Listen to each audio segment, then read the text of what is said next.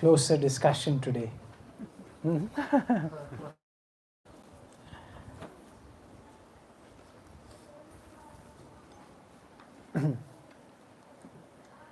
Yes, that's seeming too far today. Huh?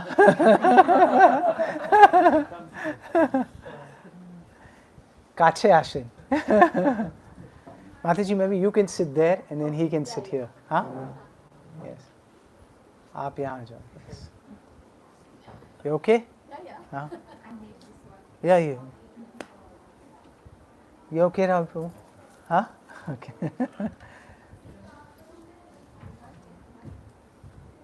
आ जाओ आप.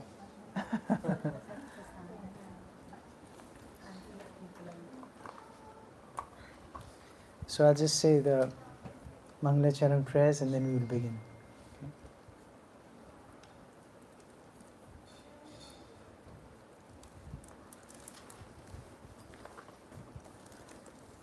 Om Ajnanatimirandhasya Jnananjana Shalakaya Chakshurunmilitam Yena Tasmai Shri Guruve Namaha. Namah Vishnu Padaya Krishna Pristhaya Bhutale Srimate Bhakti Vedanta Swami Namine. Namaste Saraswati Deve Gauravani Pracharine Nirvishesha Shunyavadi Paschateshatarine Vancha Kalpataru Vaishnavebhyo Namo Namaha. Jai Shri Krishna Chaitanya Prabhu Nityananda Shri Advaita Gadadhar Shivasadi Gaura Bhakta Vinda. Hare Krishna Krishna Krishna Hare Hare Hare Rama Rama Rama Hare Hare.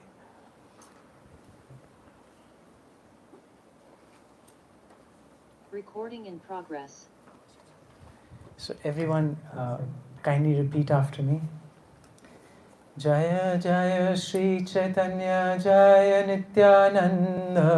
Jaya Jaya Shri Chaitanya Jaya Nityananda. Jaya Advaita Chandra Jaya Gaura Bhakta Vrinda. Jaya Advaita Chandra Jaya Gaura Bhakta Vrinda. Jaya Jaya Shri Chaitanya Jaya Nityananda. Jaya Jaya Shri Chaitanya Jaya Nityananda. Jaya Advaita Chandra Jaya Gaura Bhakta Vrinda. Jaya Advaita Chandra Jaya Gaura Bhakta Vrinda. Jaya Jaya Shri Chaitanya Jaya Nityananda. Jaya Jaya Shri Chaitanya Jaya Nityananda. Jaya Advaita Chandra Jaya Gaura Bhakta Vrinda. Jaya Advaita Chandra Jaya Gaura Bhakta Vrinda. Jaya Jaya Shrivasadi Gaura Bhakta Gana. Jaya Jaya Shrivasadi Gaura Bhakta Gana. Shakti Deha Kore Yena Chaitanya Varnana. Shakti Deha Karayena Chaitanya Varnana. Jaya Jaya Shrivasadi Gaura Bhakta Gana. Jaya Jaya Shrivasadi Gaura Bhakta Gana. Shakti Deha Kore Yena Chaitanya Varnana. Shakti Deha Karayena Chaitanya Varnana. Vandana Mataji, Amit Prabhu's okay?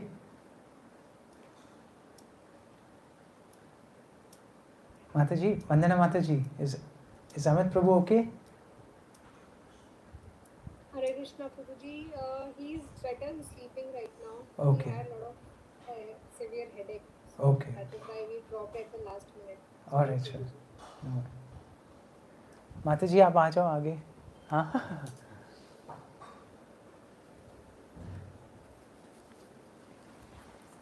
So we are now in the middle of the 7th chapter of the Adi Lila, entitled Lord Chaitanya in 5 Features. So we are in a very exciting portion of this chapter. So what has happened is that on the request of the devotees, Mahaprabhu has accepted an invitation from a Brahmin in Varanasi, Benares. And there he has invited all these Mayavad sannyasis. So there's a big upset that Chaitanya Mahaprabhu was receiving so much criticism from these Mayavad sannyasis.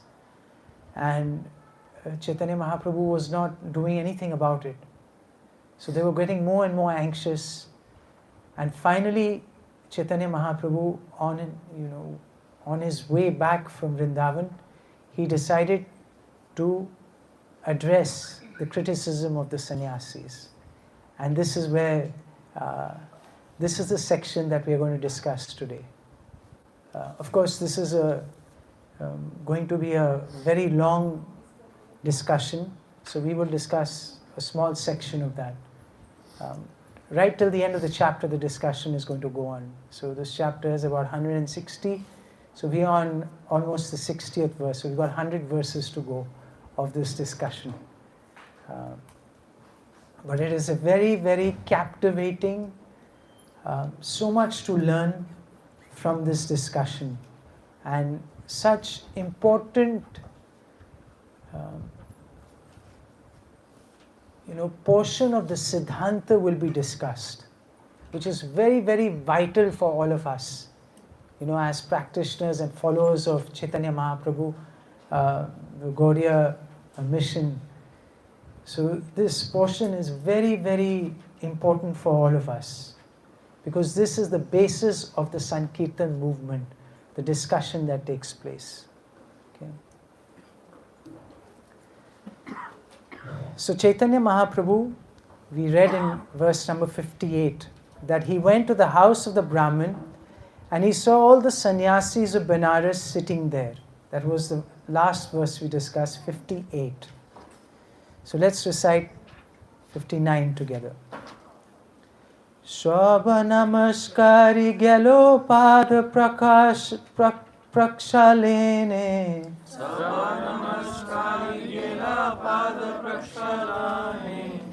Pada prakshalana kori boshilo shesthane.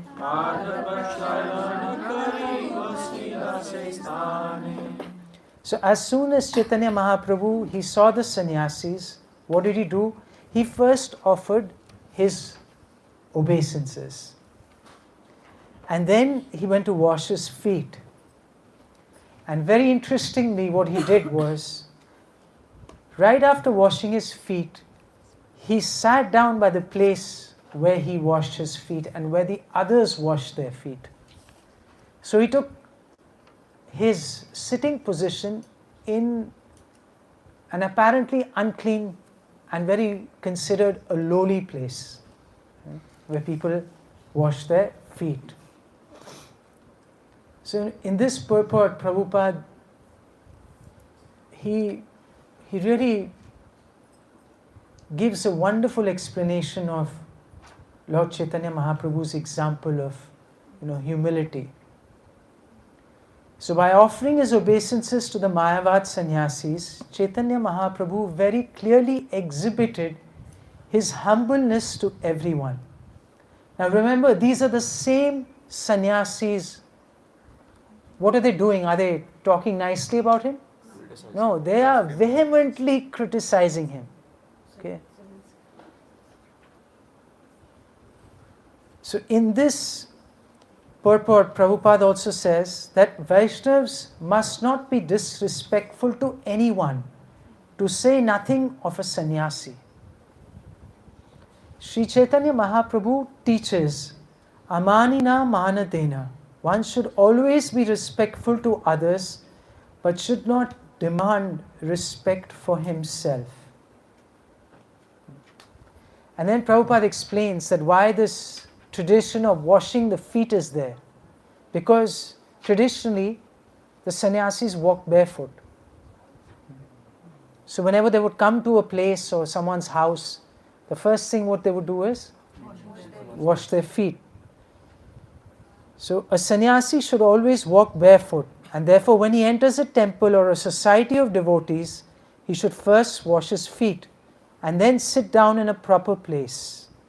In India, it is still the prevalent custom that one puts his shoes in a specified place and then enters the temple barefoot after washing his feet.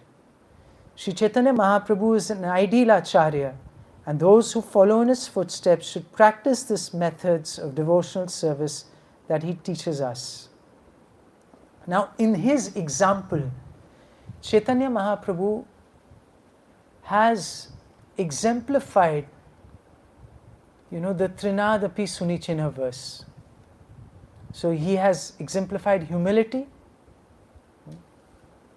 by sitting in a very lowly place and by offering his pranams to the sannyasis who were criticizing him. And he was respectful. He was respectful to the sannyasis, even though they were criticizing him. He was still respectful. And he was also tolerant of their criticism. He didn't overreact. In fact, he just smiled when they were criticizing him. So he didn't overreact. Usually our tendency is, if we get criticized, then we go on a serious defense. But we will see how Chaitanya Mahaprabhu, he does make a defense, but he does it in the most humble and sweet way. That he even captures the hearts of the sannyasis. So after sitting on the ground, this is text 60. Now Chaitanya Mahaprabhu exhibited his mystic power by manifesting an effulgence as brilliant as the illumination of millions of suns. Mahatejo Maya Vapu Koti Surya Bhasha. So, the effulgence of millions of suns. Now, Chaitanya Mahaprabhu, he is the source of the Brahma Jyoti. This is the same Brahma Jyoti that these sannyasis are aspiring to merge into. And Chaitanya Mahaprabhu, as the source of the Brahma Jyoti, he displays his effulgence. Now, this is a very, very interesting feature of Mahaprabhu's behavior. So, Prabhupada says, Sri Chaitanya Mahaprabhu is Lord Krishna himself. Therefore, he can exhibit any mystic power. So, why does Chaitanya Mahaprabhu exhibit this mystic power? So, we'll see in the next purport to 61, Srila Prabhupada explains this. So, when the sannyasis, they saw this brilliant illumination of the body of Sri Chaitanya Mahaprabhu, their minds became very attracted to Chaitanya Mahaprabhu. And they all immediately gave up their sitting places and stood in respect. So they're getting a glimpse of the Brahma Jyoti, and as soon as they see that, their respect towards Lord Chaitanya, it just increases manyfold. And they just stand up in great awe and reverence to Chaitanya Mahaprabhu. And Prabhupada, he makes very important points. So he says, sometimes to draw the attention of common men, saintly persons, acharyas and teachers exhibit extraordinary opulences. And then Prabhupada says, this is necessary to attract the attention of fools. But a saintly person should not misuse such power for personal sense gratification, like false saints who declare themselves to be God. And this is what most of these saintly people or so-called saintly people do. When they have any mystic powers, they display their mystic powers and they claim that they are God. There are many so-called God men, especially in India. Lots of God men and lots of God women. There's no shortage of them. If you go on YouTube, that day I was amazed. I saw these I saw one YouTube of one God woman. She has, she had nothing, and then she built this whole palatial, building in Mumbai, and very, very opulent. All the rooms they were showing, and she was claiming that, that she was, the goddess or something. She was she had no like reservations.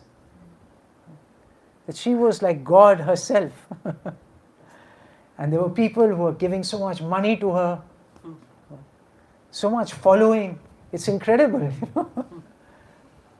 But Prabhupada here is saying that even a magician can exhibit extraordinary feats that are not understandable to common man. But this does not mean that the magician is God. Now listen to what Prabhupada says. He says, it is most sinful activity to attract attention by exhibiting mystic powers and then to utilize this opportunity to declare oneself to be God.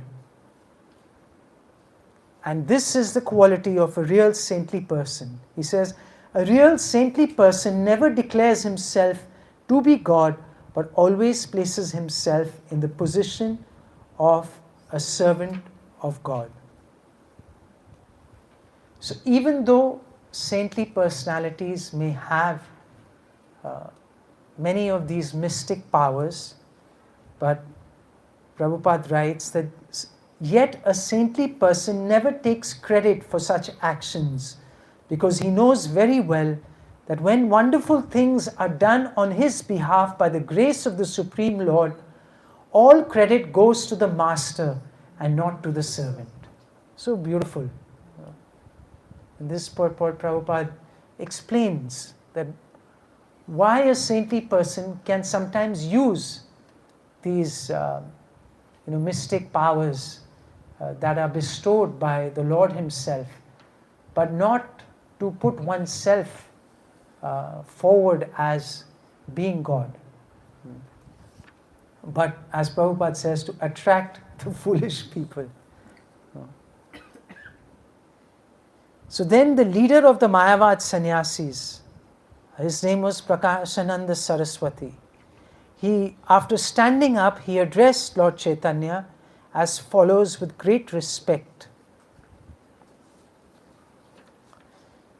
So let's chant verse number 63. Iha aisho sunaha Shripada.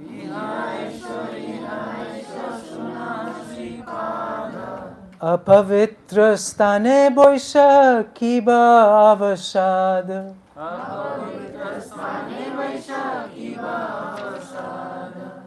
So please come here, Iha Aisho, please come here, Your Holiness. Why do you sit in this unclean place? Apavitra stane boisha. Why are you sitting in this kind of place? And what has caused your lamentation?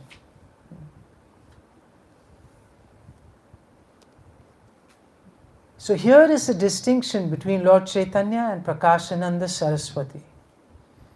And Prabhupada is explaining. He says, in the material world, everyone wants to introduce himself as very important and great. But Chaitanya Mahaprabhu introduced himself very humbly and meekly.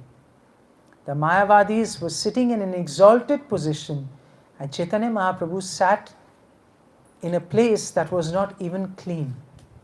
Therefore, the Mayavadi sannyasis thought that he must be aggrieved for some reason. Like he's saddened by some cause. So that's why they asked him, why? Kiba avasad. What is why are you lamenting?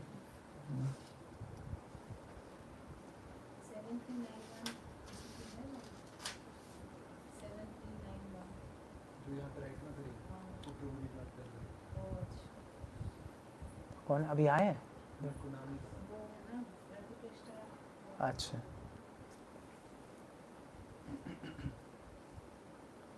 So let's recite number 64. Prabhu kohe ami hoya hina sampradaya. Prabhu kahe ami haya hina sampradaya. Toma sobar sobhaya bosite na yuyaya. Toma sabha sabhaya masitena yuyaya. The Lord replied, I belong to a lower order of sannyasis, ami hoya hina sampradaya. Therefore I do not deserve to sit with you.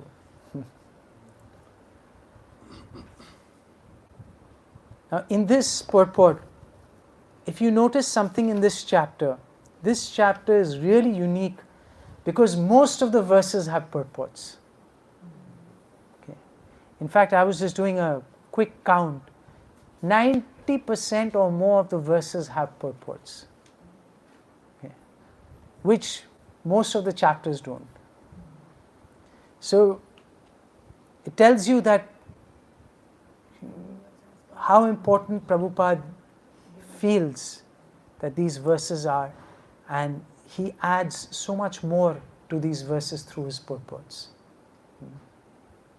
So this whole interaction is so significant for our mission, because we will see as this conversation progresses that how Chaitanya Mahaprabhu handles these sannyasis, and he establishes the basis of this Sankirtan movement, and ultimately he transforms these sannyasis. And this is such a significant event that at the end of the Madhya Lila, this event is again, explained. There's a whole chapter about how the residents of Benares, they all get transformed. So this chapter again is explained in great detail at the end of the Madhya Lila. It's the last chapter in the Madhya Lila.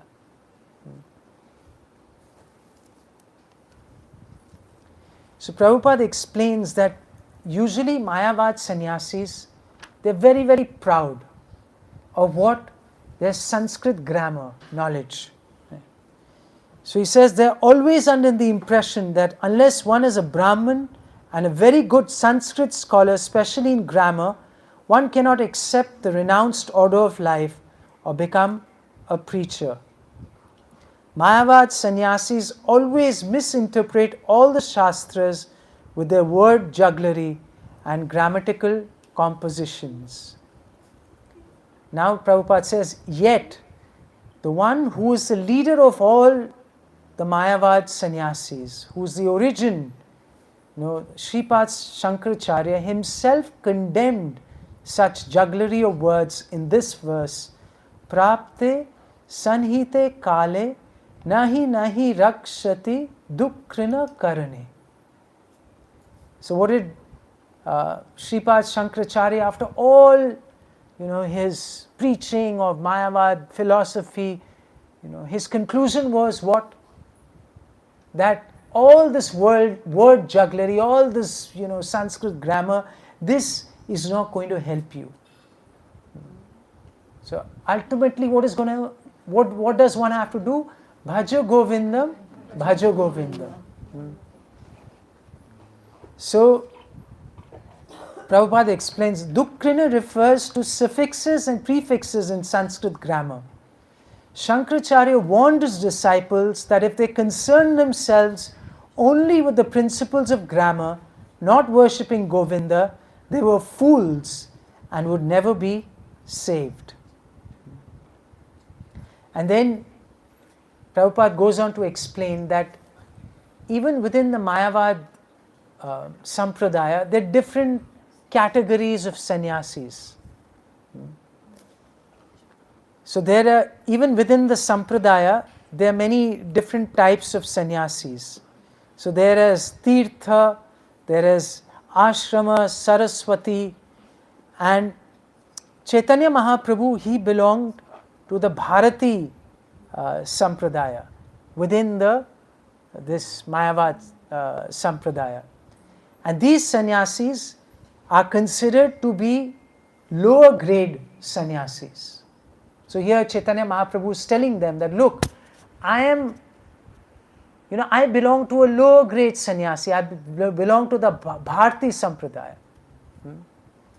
Whereas you all are Saraswati, Tirtha, Ashram, you are higher grade.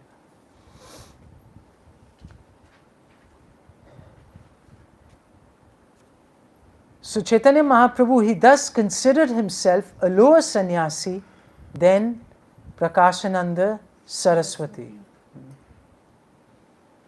So Lord Sri Chaitanya Mahaprabhu, in order to teach them how to become humble and meek, accepted himself as belonging to a lower sampradaya of sannyasis. Now why did he do this? This Prabhupada is now going to explain. This is very, very significant.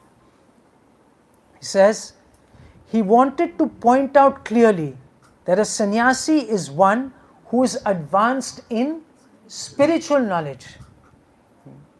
Not that just because he belongs to a certain sampradaya, he is considered higher. One who is advanced in spiritual knowledge should be accepted as occupying a better position than those who lack such knowledge. You see what Chaitanya Mahaprabhu is teaching everyone. That it is not the sampradaya that you take sannyas in, but it is the quality of your spiritual knowledge, and that determines your quality of your sannyas. So the Mayavadi Sampradaya sannyasis are generally known as Vedantis, as if Vedanta was their monopoly. But what does Krishna say in the Bhagavad Gita? Who is a true Vedanti or a Vedantist? So Krishna says in 15.15, Vedescha sarver aham eva vedya. So out of all the Vedas, who is to be known? Krishna is to be known. Aham eva vedya. So this is the meaning of a true Vedantist, one who knows Krishna. By all Vedas, it is Krishna who is to be known. The so-called Mayavad Vedantis do not know who Krishna is. Therefore, their title of Vedanti or knower of Vedanta philosophy is simply a pretension. And now Prabhupada goes further to explain that Mayavadis think that they are sannyasis, whereas Vaishnav sannyasis, they are brahmacharis. So they don't even consider Vaishnav sannyasis a proper sannyasi. Mayavadis therefore declare themselves not only to be gurus, but Jagat Gurus, or the spiritual masters of the entire world. Although, of course, they cannot see the entire world. Srila Rupa Goswami, however, has explained that Jagat Guru properly refers to one who is the controller of the tongue, mind, words, belly, genitals and anger. Prithvi Sashishyat. So this is explained, this verse is from the Nectar of Instruction, where this is the first verse of the Nectar of Instruction, where Rupa Goswami explains that who is the real Goswami?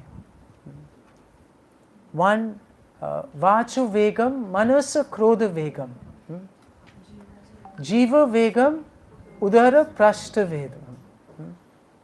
So one who can control the urges of the tongue, right, the urges to speak, right, the urges of the belly, the urges of the genitals, urges of the mind, and the urges of anger. So one who can control these 6 urges, that person is actually a Goswami and is qualified to accept disciples all over the world. He is a true Jagat Guru.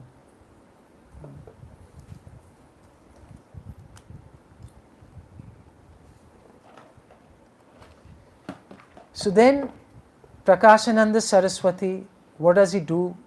He takes Chaitanya Mahaprabhu by his hand and he seats him with great respect in the midst of the assembly. So he personally takes him. And Prabhupada explains that this shows his piety.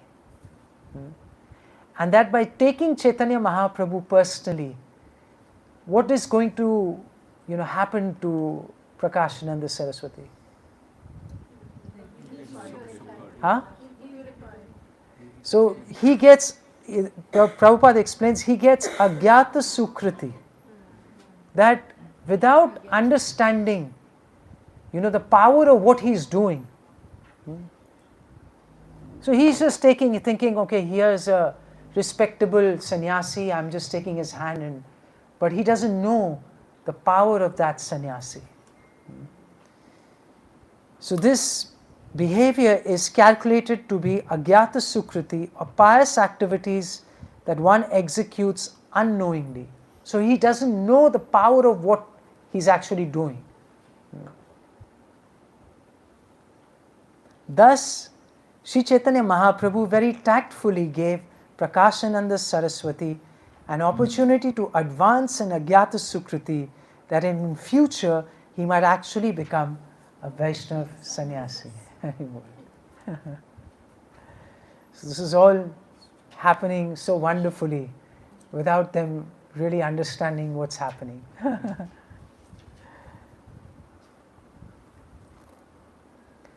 So he says to Chaitanya Mahaprabhu, Puchilo tomar naam Shri Krishna Chaitanya, Keshava Bharatira Shishya Tate Tumi Dhanya.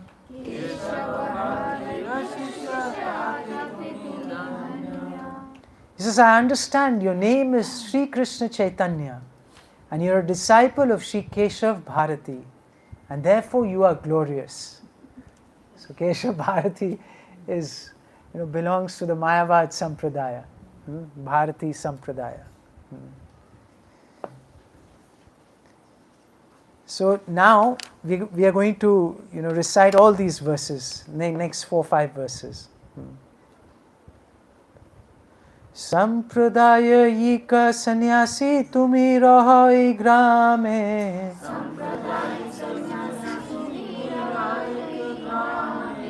ki karone ama sabar na karo darshane.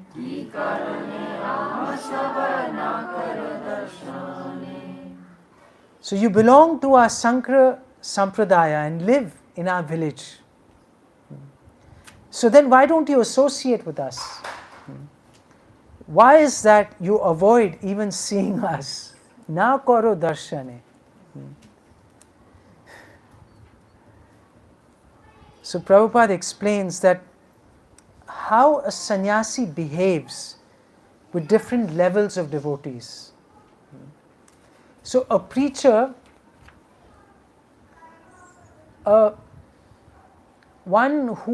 suppose one is a very, very elevated Vaishnava, right, of the highest order. But in order to preach, they come to the second platform. Because a Mahabhagavat, he doesn't discriminate. For him, everyone is, everyone has, Krishna's presence in everyone. So there's no one to preach because he sees only Krishna's presence in everyone. He doesn't discriminate that who is at what level. Actually, he sees just Krishna everywhere. So it's very difficult for a Mahabhagavat to actually preach. So what do? They come down to the second level, to a Madhyam level, to discriminate.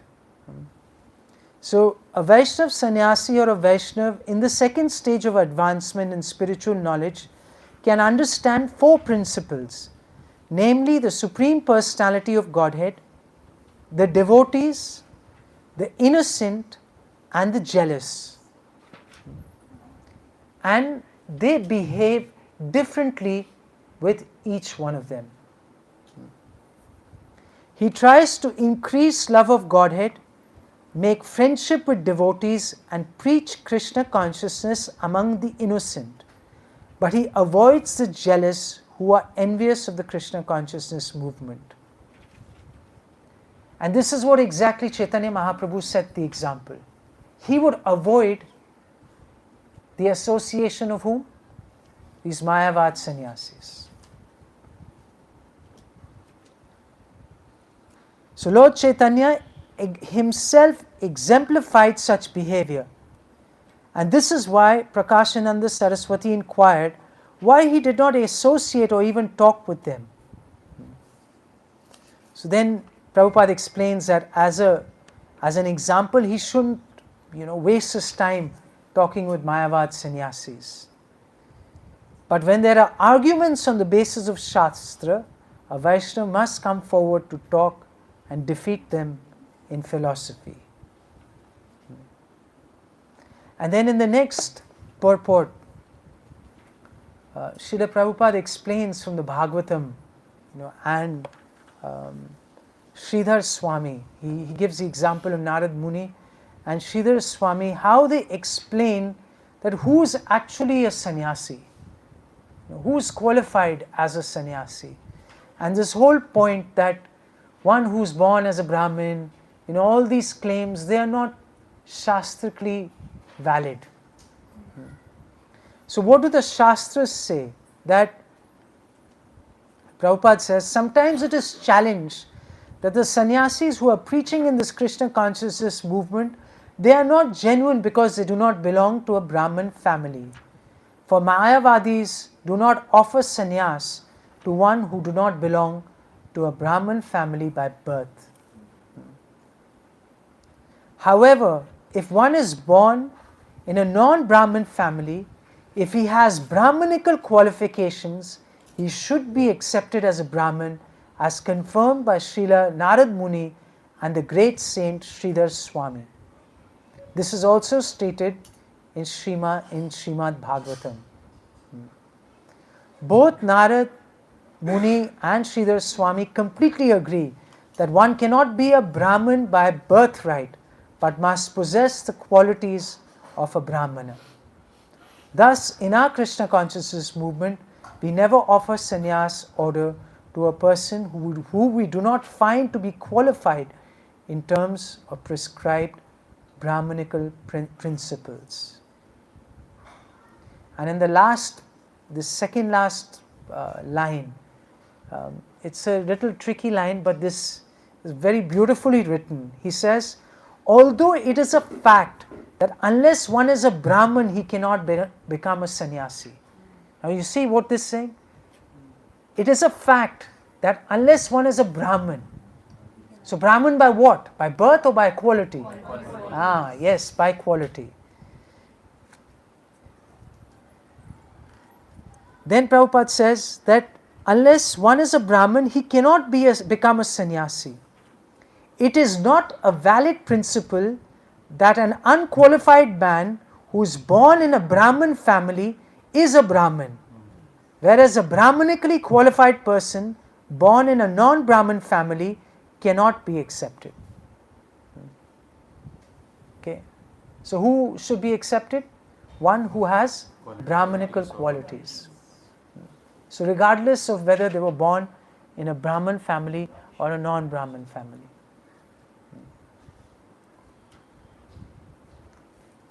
So now again, in the next two verses, they will question Mahaprabhu that why does he act like a sentimentalist? So let's recite these two verses. Sannyasi haya karo nartana gayana.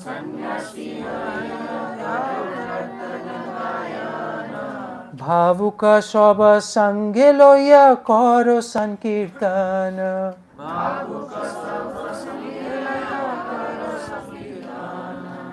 Vedanta pathan dhyana sannyasira dharma.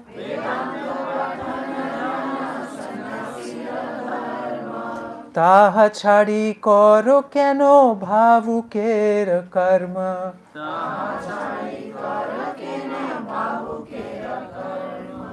So in these two verses,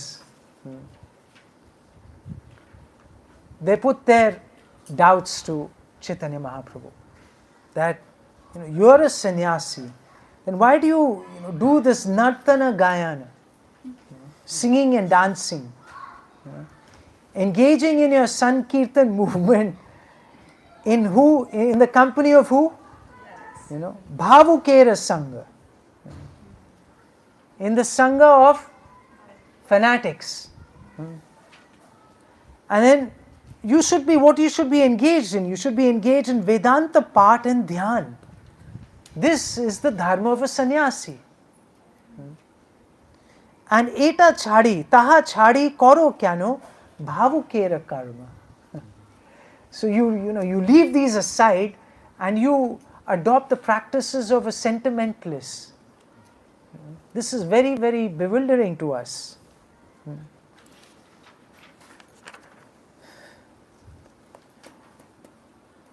So as explained in regard to verse 41, Mayavad sannyasis do not approve of chanting and dancing. So Prakashananda Saraswati, like Sarvabhauma Bhattacharya, misunderstood Sri Chaitanya Mahaprabhu to be a misled young sannyasi. So they felt that ये भटका हुआ है ना, इसको line में लाना पड़ेगा, इसको समझाना पड़ेगा, ये यंग है, छोटा है ना, भटक गया बेचारा. So that's why he has abandoned and he's dancing with these fanatics.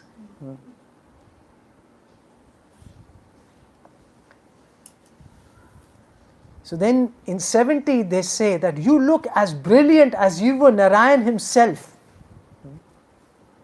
So the Mayavad sannyasis, they love this concept of Narayan. That ultimately, we also want to be Narayan. So will you kindly explain the reason why you have adopted the behavior Hina charo karo kyano ite ki karana? Hina char, this is like real low class behavior.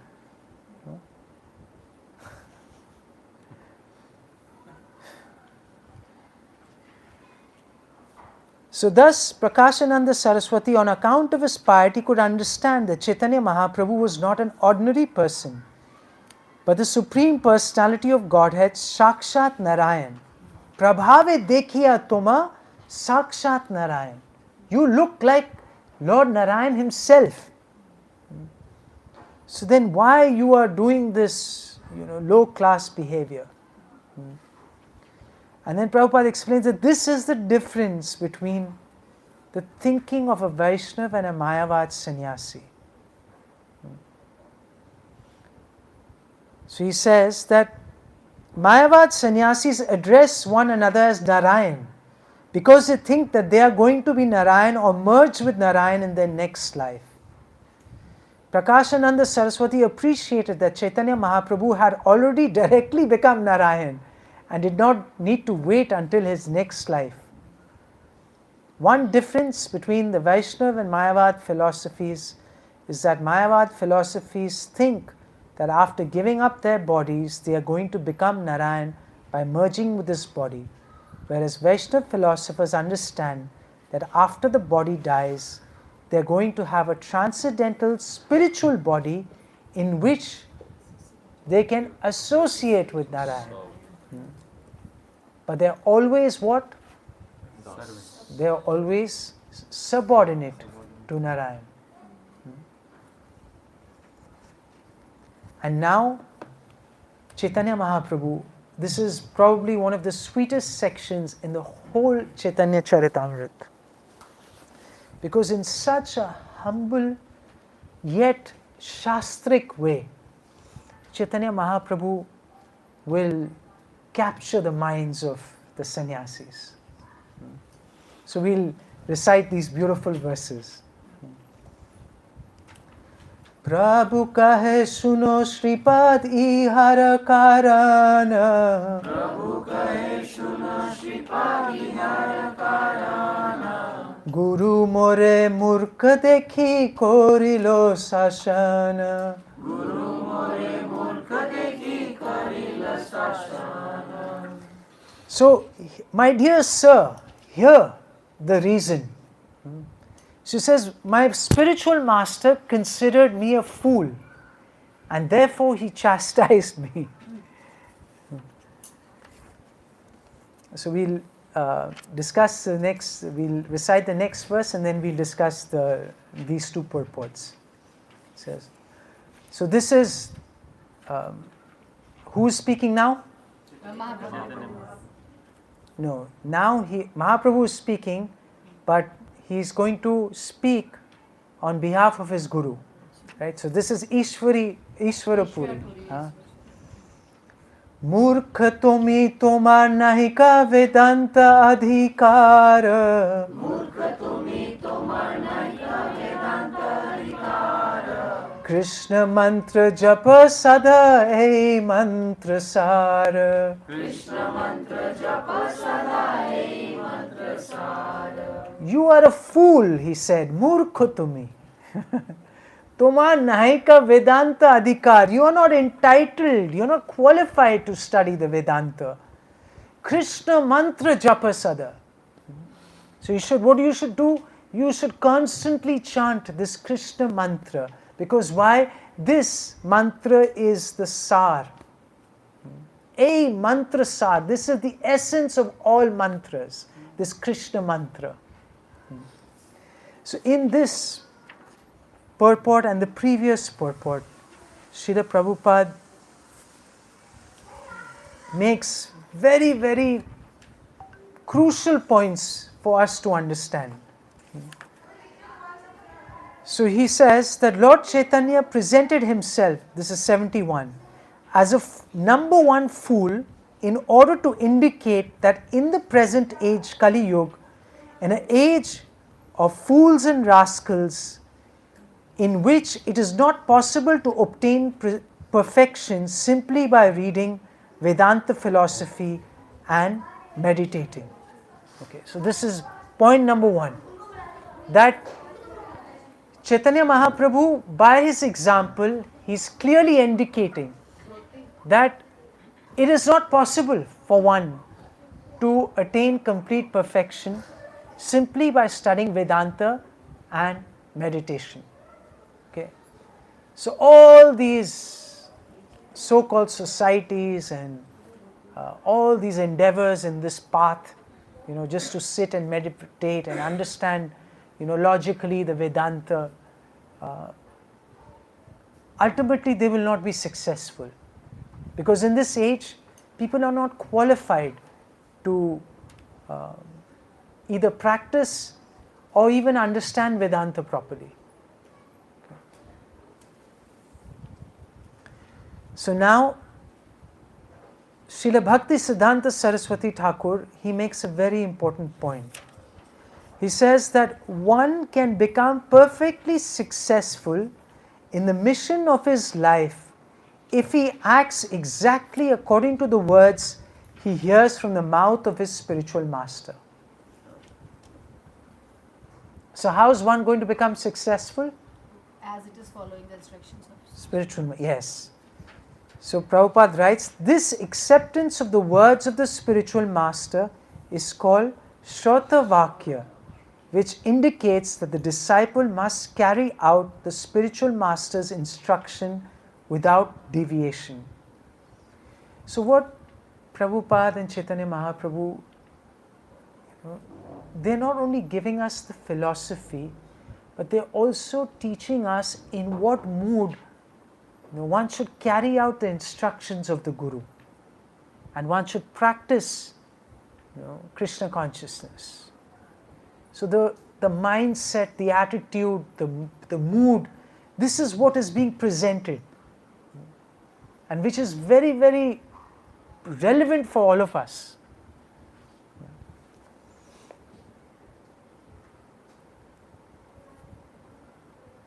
So here, what is Ishwarapuri telling him? Krishna mantra japa sada.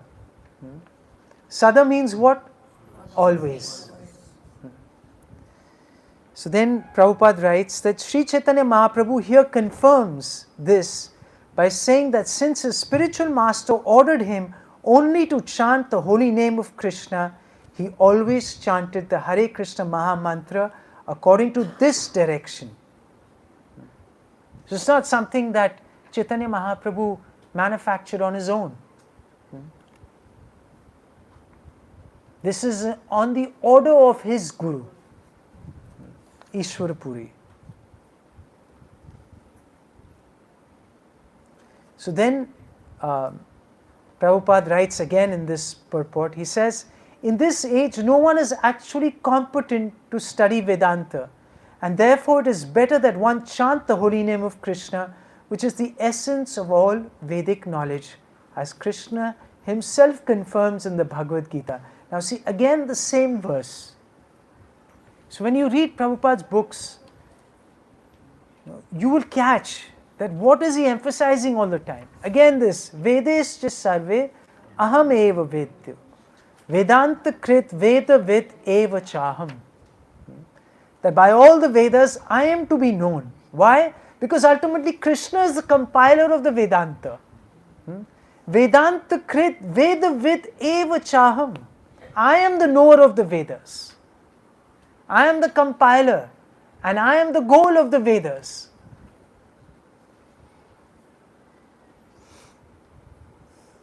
And in the next purport, this is so, it's so brilliant, these lines. Just listen. He says, only fools give up the service of the spiritual master and think themselves advanced in spiritual knowledge. In order to check such fools, Chaitanya Mahaprabhu himself presented the perfect example of how to be a disciple. Every disciple must consider himself completely unaware of the science of Krishna and must always be ready to carry out the orders of the spiritual master to become competent in Krishna consciousness. A disciple should always remain a fool before his spiritual master. Therefore, sometimes pseudo-spiritualists accept a spiritual master who is not even fit to become a disciple because they want to keep him under their control. This is useless for spiritual realization. So, what does it mean to be a fool before the spiritual master? Does it mean to actually be foolish? To act foolishly, the spiritual master gives you an order and then you say, no, I'm a big number one fool, So, I just make a mess out of everything that my spiritual master tells me. Murkhami, no. Is that valid? No. So, fool number one means that we never try to act smarter than our spiritual master. Nor do we assume that we know more than our spiritual master or we know better than our spiritual master. That's what it means to say as a humble disciple. And one who considers himself fallen, one who needs help and who is, who needs the shelter of the spiritual master. So that is what means to be a fool before the spiritual master. Not that we act just, foolishly and irresponsibly.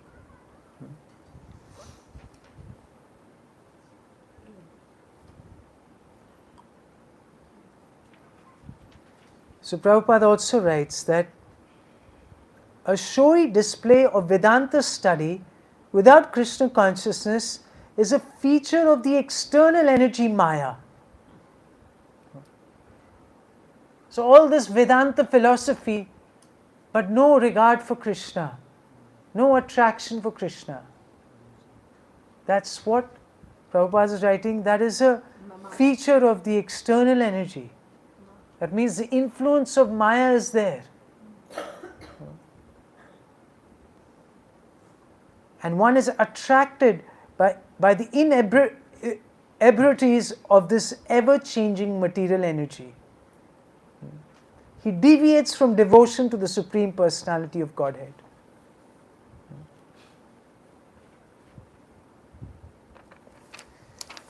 So knowledge of the unlimited is actually Brahman Gyan, or knowledge of the Supreme.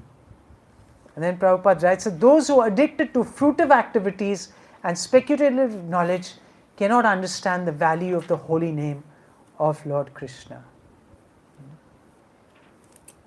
So those who are very much attracted to fruitive work and speculative knowledge, they don't get attracted to the chanting of the holy names. They don't accept this process properly, which is always pure, eternally liberated, and full of bliss. One who has taken shelter of the holy name of the Lord, which is identical with the Lord, does not have to study Vedanta philosophy, for he has already completed all such study. Vedescha sarve ahameva vedya. So one who is actually chanting with faith in the holy names, they've already surpassed all the conclusions of the Vedas. And then Prabhupada, he gives that, how even one may, this is all from the Bhagavatam. He established in the purport that even when, one is born in a family of dog eaters, aho bata swa pachoto gariyan. So even if one is born in a family of dog eaters, takes to the chanting of the holy name of Krishna, it is to be understood that in his previous life he must have executed all kinds of austerities and penances and performed all the Vedic yagyas. So those who are chanting, the holy names with faith in this lifetime, that means it's not happening by chance.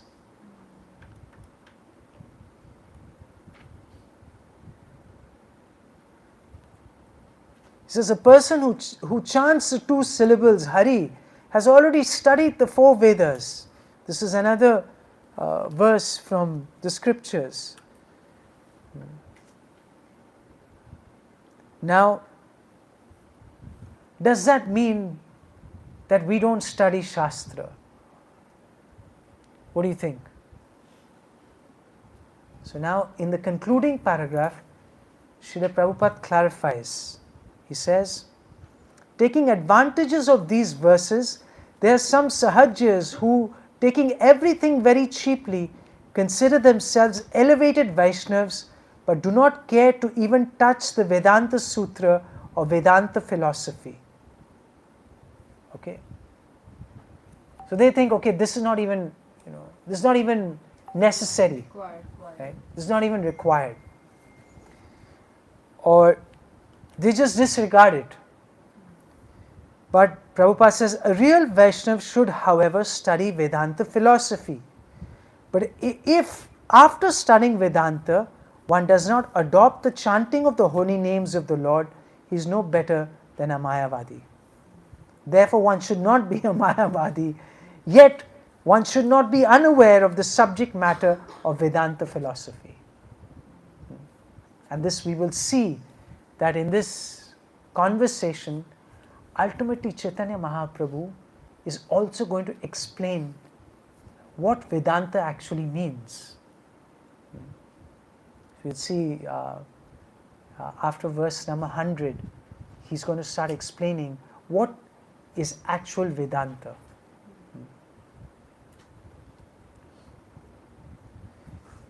So indeed, Chaitanya Mahaprabhu exhibited his knowledge of Vedanta in discourses with Prakashananda Saraswati. So this is what is going to happen later. Thus, it is to be understood that a Vaishnava should be completely conversant with Vedanta philosophy, yet, now this is very important, yet he should not think that studying Vedanta is all in all, and therefore be unattached to the chanting of the holy name. Okay. A devotee must know the importance of simultaneously understanding Vedanta philosophy and chanting the holy names. And that's why we study the Bhagavad Gita. That's why we study the Bhagavatam. Because the Bhagavatam is the commentary on the Vedanta. And the Bhagavad Gita is the essence of the Vedanta. So if we study the Gita and the Bhagavatam properly, we will understand the conclusions of Vedanta philosophy. And we'll be able to explain, especially in terms of the Gita and the Srimad Bhagavatam, what Vedanta philosophy is actually meant for, what is its purpose.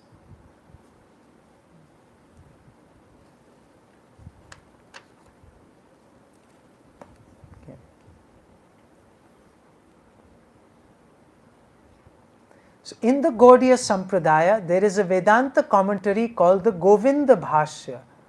But the Sahajyas consider such commentaries to be untouchable philosophical speculation, and they consider the Acharyas to be mixed devotees. Thus they clear their way to hell. So Sahajyas, they are sentimental devotees, and they take everything very cheaply. Sahaj means easy. So, you're a gopi and I'm a gopi and we're all liberated. So very, very easily they adopt all these very, very esoteric practices which are not authorized by Lord Chaitanya and the Acharyas.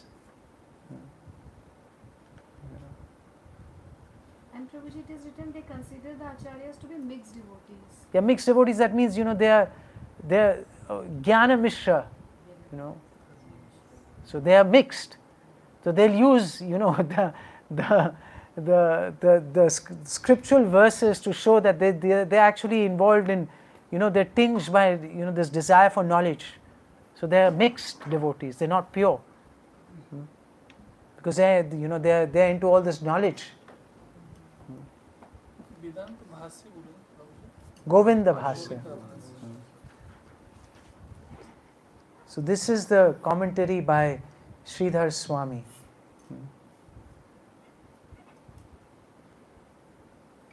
Now the next 3 verses, these verses you should definitely memorize. Okay. These verses are the essence of the Sankirtan movement. Yes, so before you had one question?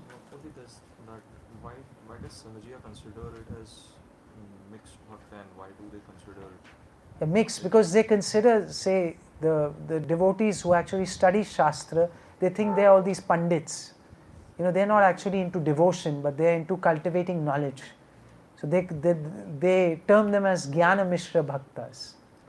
So their devotees are these devotees whose devotion is tinged or mixed with Jnana.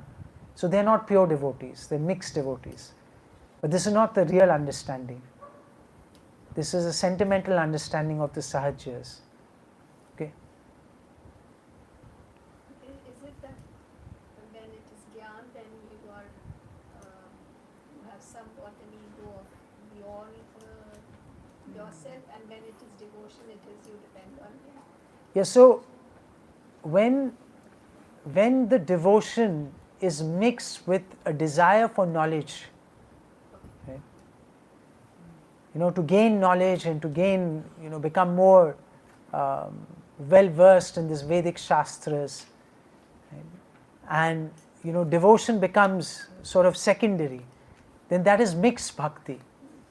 So that's not considered pure devotional service.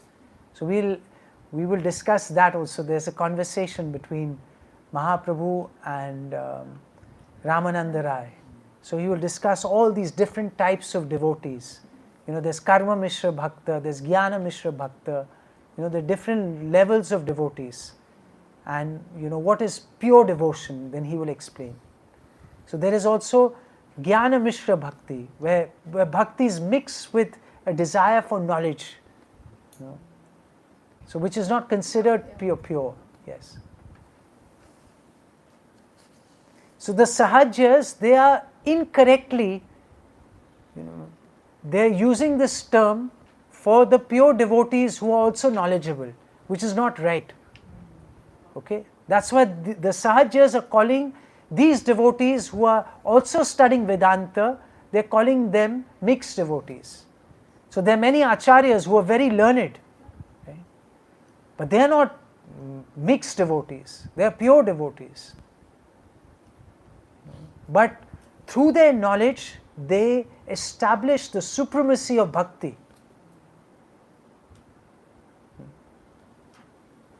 And they defeated the conclusions of the Mayavad sannyasis. Then we should understand that devotion and knowledge go simultaneously. Yes, The vision and the perspective is different. yes. But knowledge is always subservient to pure devotion. Okay. So knowledge is necessary, but it is not. Yes. You have the remote ले आना. वो थोड़ा ज़्यादा हो रहा है.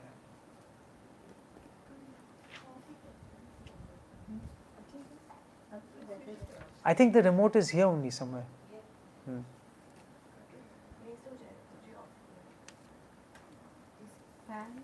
So, fan man karna. You want the AC off? Okay. That one. Off karo. Fan on karna.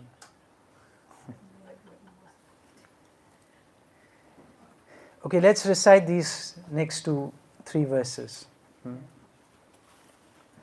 Krishna mantra hoite hobe samsara mochana. Krishna mantra hoite hobe samsara mochana. Krishna nama hoite pabe Krishnera charana. Krishna nama hoite pabe Krishnera charana.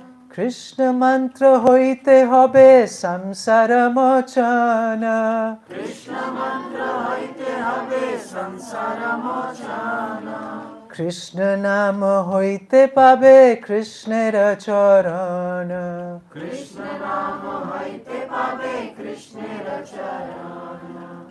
So simply by chanting the holy name of Krishna, one can obtain freedom from material existence. Hoite hobe samsara mochana. So one can become liberated from material existence. And what will they ultimately achieve? Krishna nama hoite pabe. They will achieve what? Krishnera charana. They will get the association of the lotus feet of the Supreme Personality of Godhead. So Srila Bhakti Siddhanta Saraswati Goswami says that the actual effect that will be visible as soon as one achieves transcendental knowledge, that he will become free from the clutches of Maya and fully engage in the service of the Lord. Unless one serves the Supreme Personality of Godhead, Mukunda, one cannot become free from fruitive activities and under the external energy. So in this purport, Srila Prabhupada explains that when we actually chant the Maha Mantra without offenses, it gives us complete perfection to the level where a devotee relates to the Supreme Personality of Godhead in one of the 5 relationships, namely Shanta, Dasya, Sakhya, Vatsalya or Madhurya. And thus he relishes transcendental bliss in that relationship. So this is the power of the holy name, that when one chants the names of the Lord offenselessly, one can realize a transcendental position that is completely aloof from the material conception of life. So this is what Ishvara Puri is telling Chaitanya Mahaprabhu. That Krishna mantra hoite hobe. What will happen? Samsara mochana. You will get freedom. You will be liberated. And you will be simultaneously attached, right, to the lotus feet of the Lord. So that means you attain all perfection. But these holy names have to be chanted offenselessly.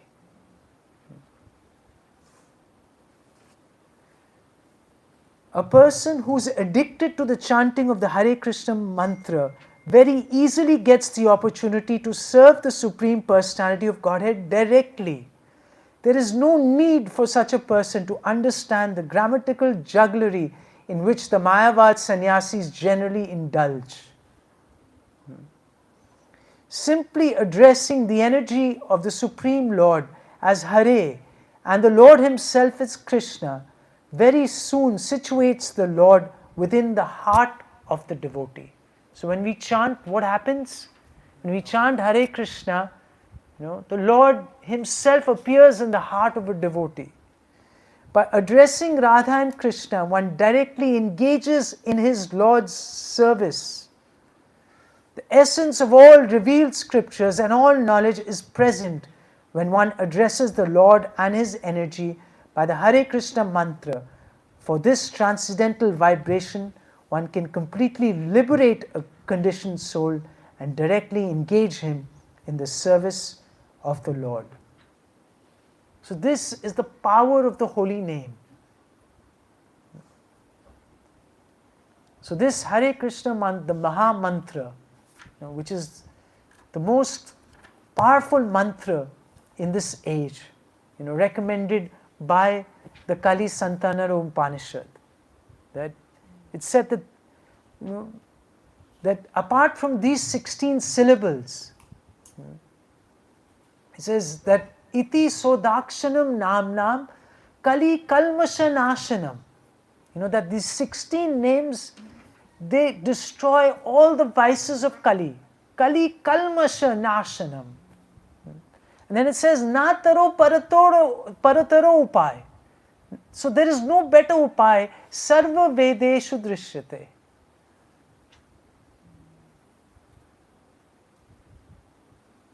So this is a shastric assertion.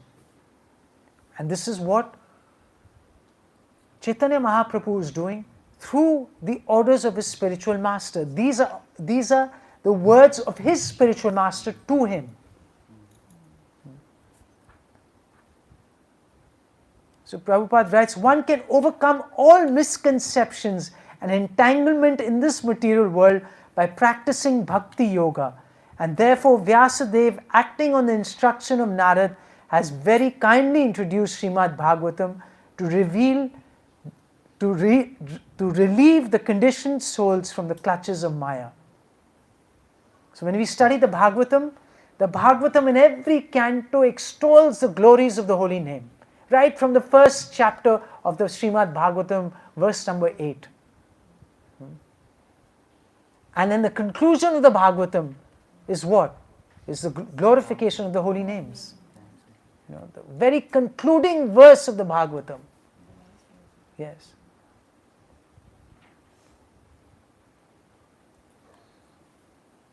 And then again, Prabhupada, he mentions all the 10 offenses.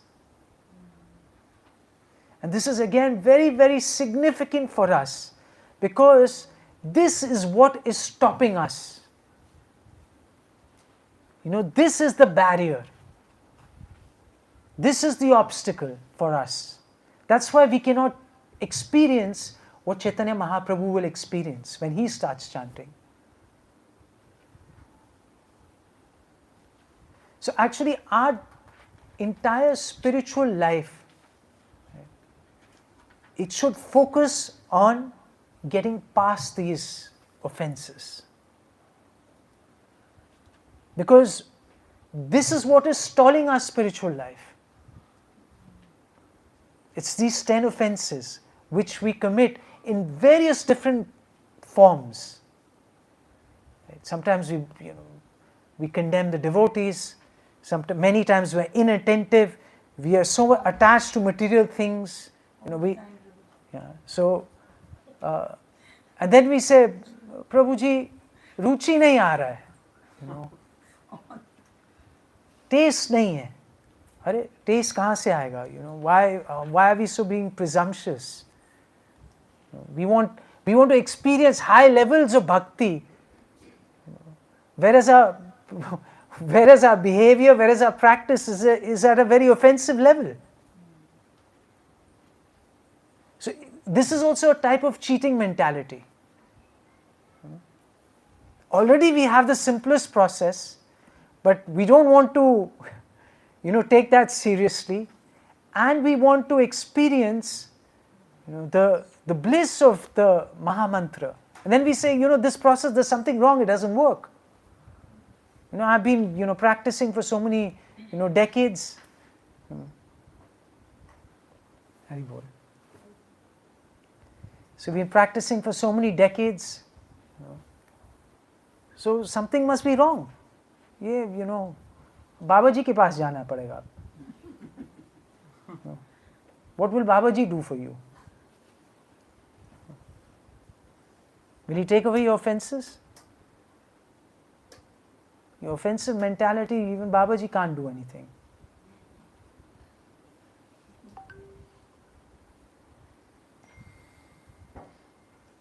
People doubt, sometimes they say, ISKCON काम नहीं करता है मंत्र.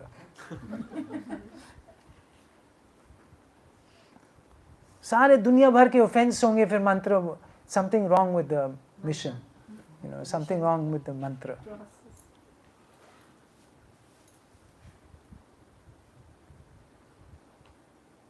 So if you really analyze these offenses, we all are guilty of committing these offenses. So then why should we be presumptuous? We should be humble. We should pray to Krishna, Krishna, please help us.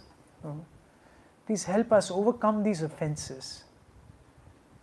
Every day should be an endeavor to minimize these offenses. Isn't it? We're chanting, but we have so many plans, so much material attachment. It says to be attached to material thing in spite of chanting the holy name, to maintain material attachment after understanding so many instructions on this matter. Then to be inattentive while chanting. Many of us have learned how to excel in this.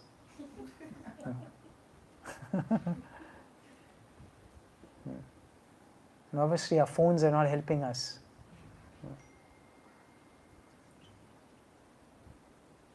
A super excellent distraction.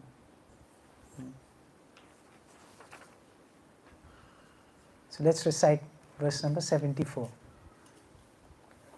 Nam vinu koli kale nahi ar dharma. Nam vinu kali kale nahi ar dharma. Sarva mantra saranam ei shastra marma. Sarva mantra saranam ei shastra marma.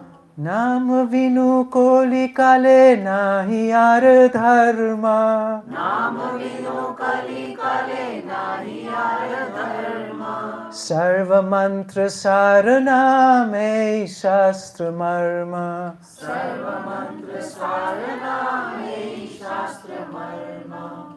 So in this age of Kali, there is no religious principle other than the chanting of the holy names.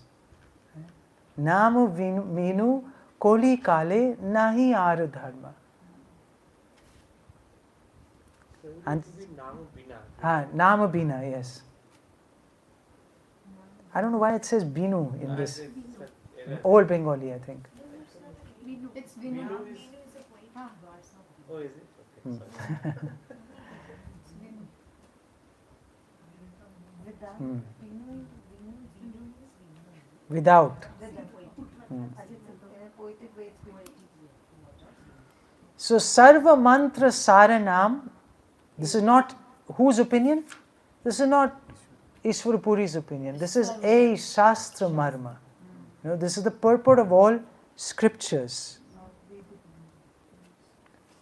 So then Prabhupada explains that how, in different ages there were different processes. He says the principles of Parampara system were strictly honored in previous ages. Satyayug, Tretayug, Dwarpayug. But in the present age, Kali Yuga, people neglect the importance of the system of Shrota parampara, or receiving knowledge by disciplic succession. In this age, people are prepared to argue that they can understand which is beyond their limited knowledge and perception through so-called scientific observations and experiments, not knowing that actual truth comes down to man from authorities. This argumentative attitude is against the Vedic principles, and it is very difficult for one who adopts it to understand the holy name of Krishna is as good as Krishna himself. Since Krishna and his holy name are identical, the holy name is eternally pure and beyond material contamination. It is the Supreme Personality of Godhead as transcendental vibration. So then Prabhupada writes this. He says, Nitai dāsā Thakur says, Golokera prema dhana harinama sankirtana. So this transcendental vibration of Harinam Sankirtan is imported from the spiritual world. It is a fact that simply by chanting the Hare Krishna mantra offenselessly, one can be freed from all subtle and material conditions. One can attain the Vaikuntha state, where there is no anxiety. So this is the power of this simple mantra. And then he says that after telling me this, then he told me that Eta boli eka shloka shikhailo more. Then he taught me one more shloka. Okay. And he said that Kantha kori ei shloka koriha vichare. So he says, keep it in your throat. He said, always advise me to keep it within my throat. So let us chant this verse. Hare Nama, Hare Nama. So chant Hare Nama. Hare Nama eva kevalam. Kalo nasti eva nasti eva nasti. Eva gatir anyatha. For spiritual progress in this age of Kali, there is no alternative, there is no alternative, there is no alternative to the holy name. The holy name of the Lord. Okay, Hare Nama, Hare Nama, Hare Nama eva kevalam. So 3 times it is asserting that it is only the chanting of the names of Lord Hari. And apart from this, there is no other way, there is no other way, there is no other way. So this is a very interesting verse. On one hand it is asserting, and on the other hand it is also ruling out. It is ruling out every other process. I remember, when I heard this verse for the first time in college, I was really struck by this assertiveness of this verse. ऐसा लगता है ना कि एक झटका दे रहा है. It just, it's like a knockout verse. Like a punch दिया है. कि बस यही है भाई. It is giving affirmation and at the same time ruling out things. So do this, and because there's nothing else. Nothing else is going to work. There's a song, nothing else matters. This goes well with that. So these are very, very faith inspiring, and this is from, these are from the Shastra. This is from the Padma Purana. I'm forgetting which Purana this is. Which Purana is this? Acha, Kali Santana Upanishad. Sorry, this is also from there. Is it from there? Yes, Kali Santana. Just check. I think it is from. So just it's not from the Kali Santana Upanishad. So here Prabhupada he shares many different verses, right, from the Narad Pancharatra. Then he also shares, Sri Madhvacharya's, he is also, quoted from the Mukunda Upanishad, many different verses. Then there is also one verse from the Bhakti Sandarbha by Srila Jiva Goswami. These are all asserting, that how powerful this Maha Mantra is for this age. How pertinent it is, and how it's the perfect process, and it gives everything that we need. So we should not have any doubt that what we are doing is some compromised version of scripture. No, this is the authorized, recommended process in the age of Kali.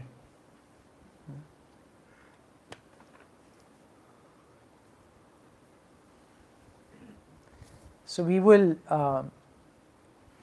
just another 10 minutes, okay? Is that okay?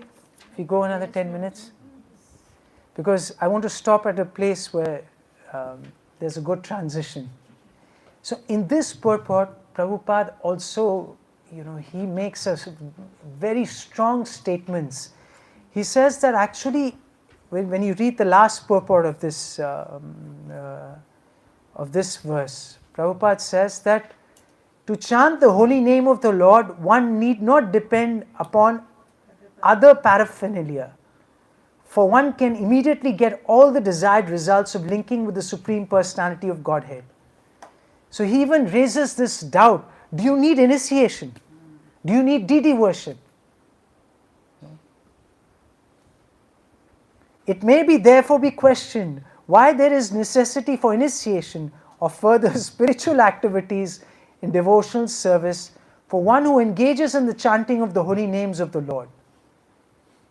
Okay. So technically, nothing else is required from an absolute point of view. But, Prabhupada says, the answer is that although it is correct that one who fully engages in the chanting of the holy name need not depend upon the process of initiation, generally a devotee is addicted to many abominable material habits due to material contamination from his previous life. And in order to get quick relief from these contaminations, it is required that one engages in the worship of the Lord in the temple. That's why deity worship is also required.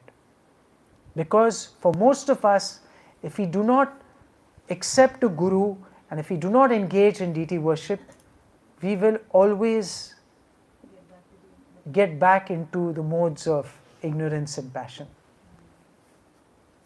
Because that is the natural tendency in the age of Kali. So yes, from an absolute point of view, it's not required. But from a practical point of view, it is required. These are the ways through which we can remain hooked. Yes. To the holy name, to chant the holy name. Reading Okay. during lectures. So this is actually the power of the holy name. That it is not dependent on anything.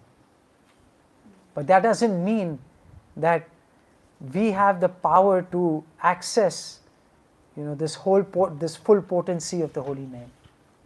Just by chanting it. Yes. Without doing anything.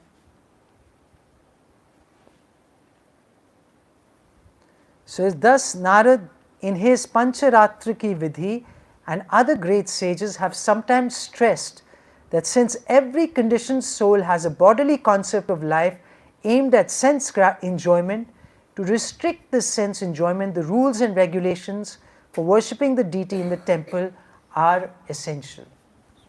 Okay. Everyone's clear? Huh?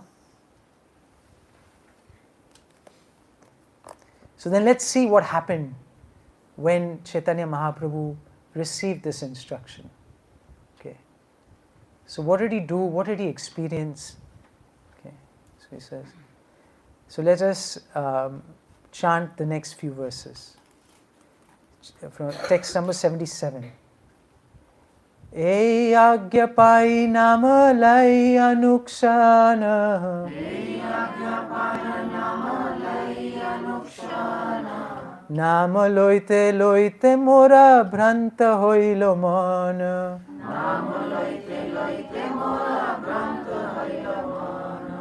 Since I received this order from my spiritual master, I always chant the holy name. Nam lo lay anukshana. Right? So he's always chanting this holy names. But what happened is that he's saying, the Nam loite loite mora bhranto hoilo mona. He says, as if now I've become bewildered. My mind is not normal. So he says then, 78, Dhorjo dhorite nari hoilam unmata.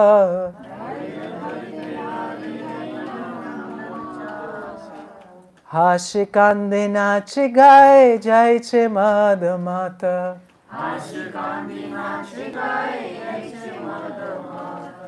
So this is while chanting the holy names of the Lord in pure ecstasy. He says, I lose myself.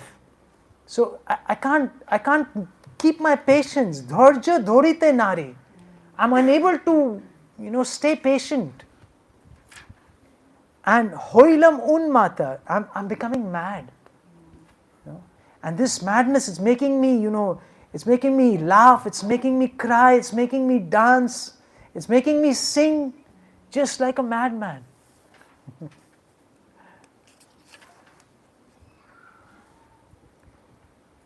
The next verse.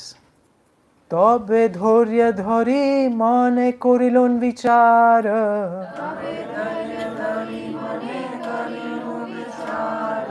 Krishna name gyan channa hoilo amar.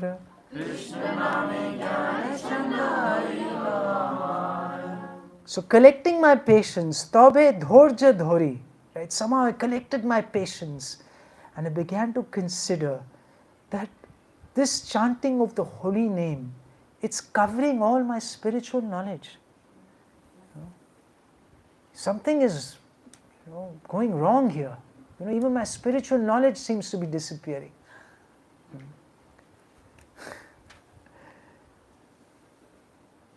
And number 80. Pagal hoila mami dhorja nahi mane.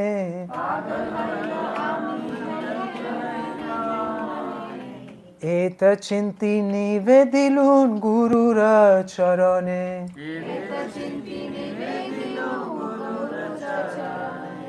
So pagal hoila mami, I saw I was becoming mad.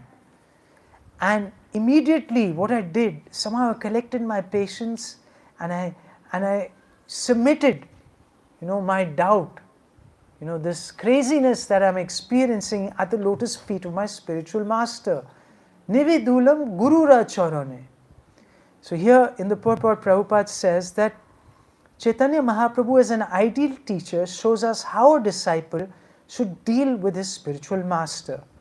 Whenever there is doubt regarding any point, he should refer the matter to his spiritual master for clarification. Sri Chaitanya Mahaprabhu said that while chanting and dancing, he had developed the kind of mad ecstasy that is possible only for a liberated soul. Yet, even in his liberated position, he referred everything to his spiritual master whenever there were doubts. So thus, Prabhupada writes, in any condition, even when liberated, we should never think ourselves independent of the spiritual master, but must refer to him as soon as there is some doubt regarding a progressive spiritual life. So wonderful, these lessons that we are getting by this personal example of the Supreme Lord himself. So he goes to his Guru Maharaj and he says, Kiba mantra dila gosai kiba tar bala. Kiba mantra dila gosai kiba tar bala. Japite mantra korilo pagala. Japite mantra korilo pagala. Kiba mantra dila gosai kiba tar bala. Kiba mantra dila gosai kiba tar bala. Japite japite mantra korilo pagala. Japite japite mantra korilo pagala. My dear Lord, what kind of mantra have you given me? Kiba mantra dila gosai. What is the strength of this mantra? Kiba tar bal. Japite japite mantra korilo pagal. So here, Srila Prabhupada, he is explaining. Okay, let's recite the next one, and then we'll go through the purport. This is the last verse we'll do today. Hasayana chaya more koraya krandana. Hasayana chaya more koraya krandana. Eta suni guru hasi bolilo vachana. Eta suni guru hasi bolilo vachana. Chanting the holy name in ecstasy causes me to dance, laugh and cry. When my spiritual master heard all this, he smiled and then he began to speak. This we will cover next time. Yes. Yes. So he's going to speak something very exciting. But we will have to wait. Yes. This is our cliffhanger verse. So Vyas Prabhu, you're happy? Again at the cliffhanger. Again, something to look forward to next time. Yes. So Prabhupada explains, he says, so he quotes this verse from the Shikshastakam, that Yugaitam Nimishena Chakshusha Pravashayistam Shunyayatam Jagat Sarvam Govindam Virahename. So this is a very, very high level of God realization. This is intense separation from the Lord that Mahaprabhu was feeling while he was chanting the holy name. And that's why he was becoming mad. So he says, it is the aspiration of a devotee that while he chants the Hare Krishna Maha Mantra, his eyes will fill with tears, his voice falter, and his heart throb. These are good signs in chanting the holy names of the Lord. In ecstasy, one should feel the entire world to be vacant without the presence of Govinda. This is a sign of separation from Govinda. So what is Prabhupada telling us here?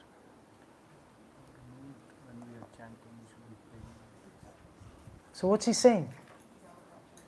What are you understanding from this? Yes. What are the It is said qualities that which comes out when you chant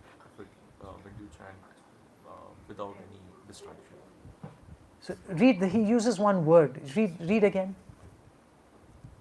Let's see if you can catch that word. What is Prabhupada saying to us? These are the good signs. Becomes a vacant place. Okay, vacant, these are good signs, but what is for us? We should feel the entire world to be vacant without Okay, but separation from Govinda. can you feel that now? If I tell you, okay, yes, Prabhupada is saying, hear the beat bag. A moment to be like it when we are. Read again, right from the beginning.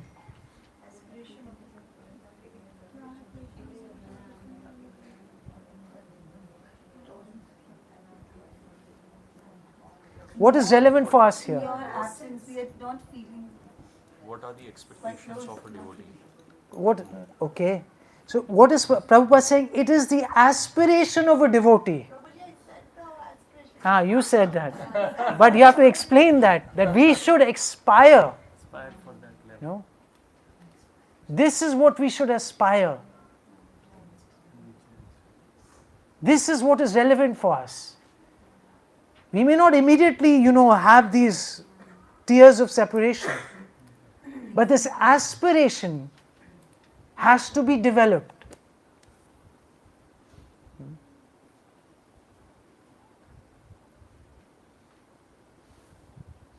So Prabhupada is encouraging us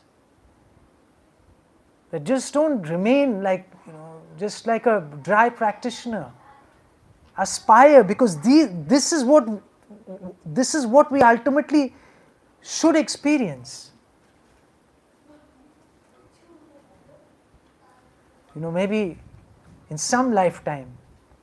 But Prabhupada says if we follow this process, we can do it in this lifetime. But it will take a lot of sincerity, a lot of seriousness. Yes. So, but this aspiration has to be cultivated. The other three yugas, we had this much of Maya as we have now in Kali Yuga. No, we didn't have. They didn't have that as we are facing right now.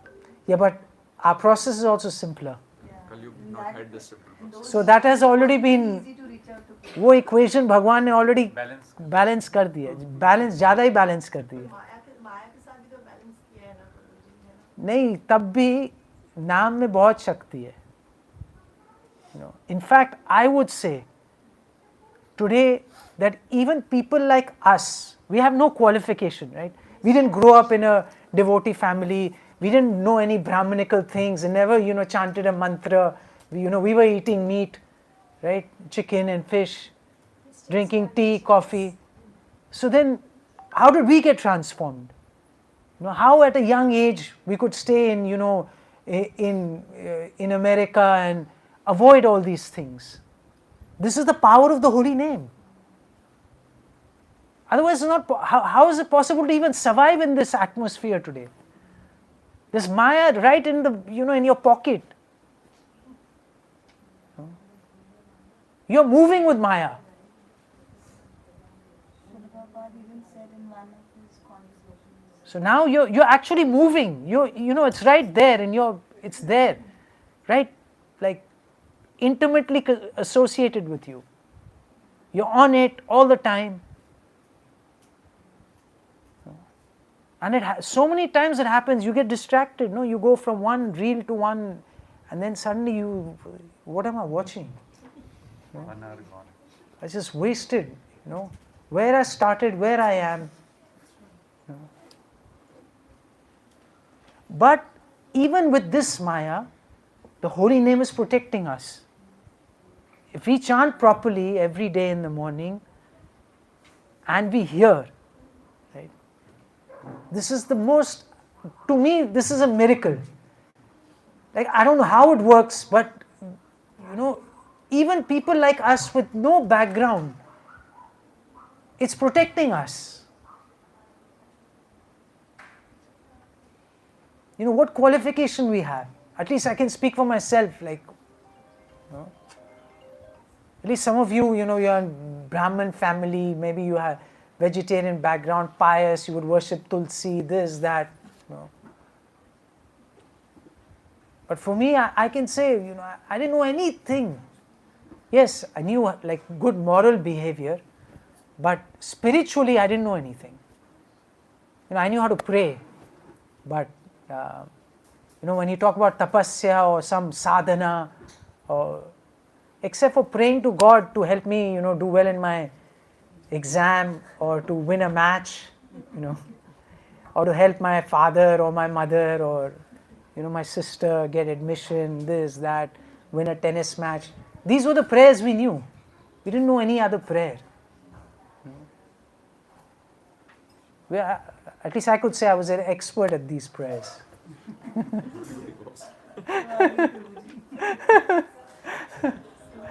We used to pray 3 times a day, in church, and then we used to have assembly, dinner time also assembly, and we used to say all these prayers.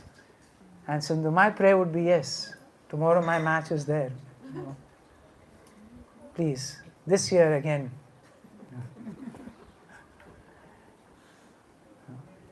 And honestly, because I played 11 sports, I was always under pressure, So prayer became like a good practice. What all? Okay, so there was cricket, football, hockey, tennis, table tennis, squash, and there's Eton Fives. This is also a British sport. Okay. Then there is volleyball, basketball. Right. Then there is boxing, then marathon, and athletics. So I think there are 13. Yeah. मेरा किताब तो खत्म है, मुझे इतने games पता है, वो सब आप played on. Was there any time for reading the books also? Books was, yeah, right, night before the exam. Full night. Or 3-4 days before. I was good at, somehow, I was good at, test. At least 70-80 aa jata tha. But I hated studying. Because most of our teachers were so, there were only few subjects I enjoyed, like accounting and all. Teachers were good. So they were to get like 90 and all, easily. But science and all, like, our teachers were so pathetic. I don't even know what chemistry is. Like, I don't know anything about chemistry. Physics, maybe I may know one law. Like bio, I don't remember anything because it's all mugging up. No, bio is all like full. So I don't even know any body part, this, that. Anything happens in the house, someone gets hurt, this, that. I'm totally like, I don't know what. Practically, I don't know anything. No.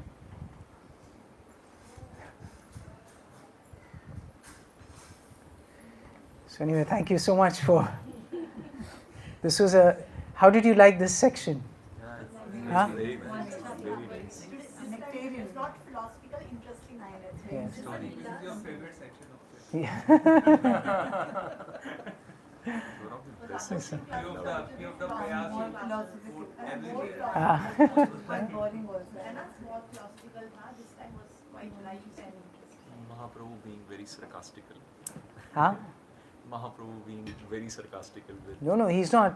He's being very straightforward. I think, to me, he's very like an innocent child he's speaking. There's no like, इसमें कोई वो नहीं है that he's trying to be extra smart here or, I don't sense that. Do you sense that? I sense that he did not, because if he would have given a straight message to Mayavadi, they would not have understood. So he's just binding them with something else. The way he's saying that my guru found Yes. the fool and all Yes, that. yes. The best is क्या मंत्र दे दिया मैं पागल हो गया. Yes. But that is his real feelings. Yes. That's how So to me, he's like a real child. Like, Guru gave him, he practiced, and he just got completely bewildered. What did the Guru do to me? So he goes to his Guru and says, hey, Guru Maharaj, what have you given me? It's taking away my knowledge. It's making me mad. this is what Guru is going to answer him in the next verse. Huh? This is what his Guru is going to answer him. Now the Guru is going to, explain that, the basis of his symptoms that he is experiencing, he's going to appreciate and give the Shastric basis for this experience. Okay. And also he's using his sannyas and to show his compassion for these people who typically will not come to him. Yes. Because if we connect with the last, So he used his Brahma Jyoti, his effulgence, to attract them. So at one level they become respectful, and then he's going to slowly penetrate their hearts with his genuine experience of the Maha Mantra. So this is not like he's concocting a story. This is his genuine experience. Prabhu, he took sannyas from Shankacharya or Mayavadi and not Vaishnava Guru. Any reason for that? Because that time that was more recognized.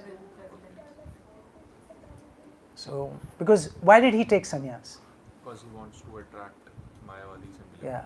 So that is his purpose. His purpose was not to show some that, he's some renounced person or, so he took to transform these people. So that's why he took sannyas from, a sampradaya that would be recognized. Otherwise, if he had taken sannyas from a Vaishnav sannyasi, then maybe they would not even consider him at all. And in one of the purport it was mentioned that there are different Mayavadis who give sannyas. And Yes. he took sannyas from one of the Bharti, Yes. which is considered lower. So why he took? Because he wanted to show it's not the sampradaya, but it is the quality of your knowledge that determines the status of your sannyas. Okay? That we discussed today in the purport. So a lot of wonderful lessons we learned today, but without vichar, it will all be water down the drain. This section, if you really want to improve your chanting and your faith in chanting, this is a section that you should repeatedly read. Because it really inspires. And we need inspiration. It's not that, we need, sometimes, we go through very difficult patches with our chanting. It becomes dry and we become doubtful, we think, we start compromising. So we have to take shelter of these verses, these purports. They're so amazing, For a devotee practitioner, this is real food for the soul. This is our nectar. To repeatedly hear these verses, to memorize, these verses. These 3 verses you must memorize. Krishna mantra hoite hobe samsara mochana. Krishna mantra hoite pabe Krishnera charana. Nam vinu koli kale nahi ara dharma. Sarva mantra sara nam ei shastra marma. And then Hare Nama, Hare Nama, Hare Nama eva kevalam. Kalo nasti, eva nasti, eva nasti, eva gatir anyatha. Hari Bol. 73, 74 and 76. Yes. Not 75. This homework is for this week. It's high time you get some homework and you start taking this seriously. Make notes, contemplate. This is the game changer for a devotee.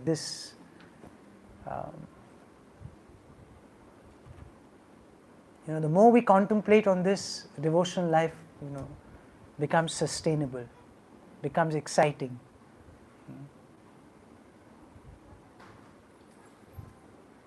Okay. Rahul Prabhu, you've been very quiet. Anything you'd like to share? No, I was contemplating on the thought that Prabhuji shared that it seems like Chaitanya Mahaprabhu was a little sarcastic. I also somehow feel that to break into an audience where you already know that people are against, they might be not favorable. So that's a very smart way of breaking into it, like acting very humble. I know I might be wrong in this, but yeah, that's how it comes to me that he could have, on the basis of argumentation directly also, he could have overpowered them, but that ways, their hearts would not have felt love for him. They might have felt challenged. So that was a very smart thing of him to first tell them that, oh, I am a fool, and then gradually, so that they all become favorable towards him also. Yeah, so definitely, see, he does that, but he doesn't do it as a tactic. He does it as a genuine Vaishnav. This is the sense that I get. That he doesn't. You know that yes. As a child, he used to be very argumentative. He used to beat people in argument, whether he's for the motion or against the motion, he would beat it. No, but later he transformed, right? After he meets his guru, then he transforms. So he's not in that Nimai Pandit mood anymore. So he's a disciple mood now. He's a real Vaishnav sannyasi. So he's setting an example of humility. See, Prabhupada writes in the purport that he takes a humble position. Prabhupada doesn't write that he takes a tactful position. So he was genuinely humble, he was genuinely tolerant, he was genuinely respectful. He wasn't doing that as a tactic. So, I don't get that sense. And I don't think Vaishnavas should have that simplicity, they should have that innocence. And Krishna takes care of everything.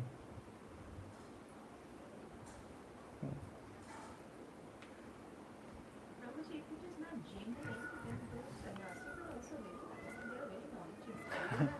Instead, they have got of it. So, it's not Yes. that easy to impress them. It should be a genuine one. I don't know, I always found this section very innocent and very humble and very sweet and very straightforward. So many And- times kids come and say, "Na, ye kya kiya tha?" Yes. It's something like that. And then he goes and says, "What have you given me?" Yes, Prabhuji, I have a question. yes. Text 64. Recording stopped. Saying the Lord replied, I belong to a lower order of sannyasis. Therefore, I do not deserve to sit with you. But in purport,